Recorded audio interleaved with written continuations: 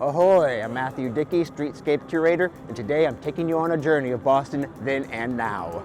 Few things connect us to our past better than maps, and when it comes to maps, there is no better place to be than the Leventhal Map and Education Center at the Boston Public Library. The Leventhal Center created Atlascope, one of my favorite tools for researching the history of Boston, so of course we had to visit to learn how it was made. This is an incredibly detailed type of map that we call an urban atlas.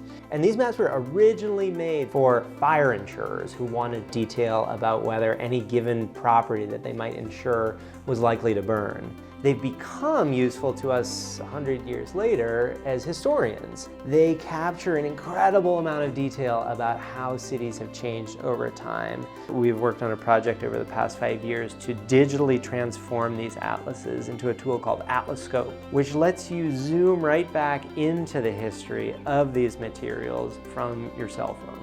Let's hop on a bike and explore Atlascope. The Back Bay and South End are entirely made on man-made land. That's right, all of this used to be marshland. Railroad tracks crisscross the empty marsh, and Atlascope reveals the many buildings connected to trains. Nearby is the Youth's Companion building. It was a magazine that published, among other things, in 1892, the Pledge of Allegiance. It is now a lively gay bar, Club Cafe.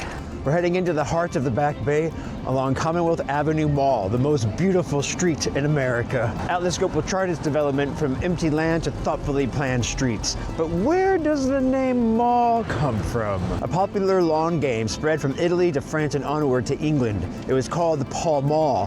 When the game became out of favor, the courts that it was played upon did not, and they were lined with trees for promenading, and that is where Commonwealth Avenue Mall is born.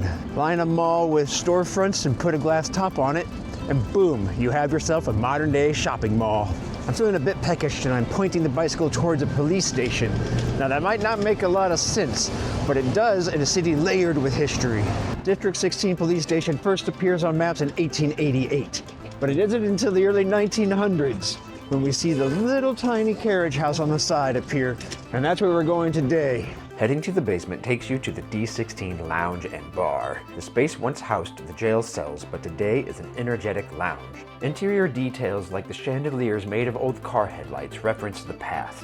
The drinks are also rooted in history, so order a few and be sure to ask for the story. I sampled the spread of items with the bao buns and lobster rolls lingering in my dreams. The vibe shifts by the hour with DJ sets every Thursday, Friday, and Saturday, and the kitchen doesn't close until 11 p.m. You can learn more about the history of Boston by following me at Streetscape Curator or by checking out atlascope.org. I have a feeling I'll be here for a little while, so with that, it's back to you, Billy and Jenny.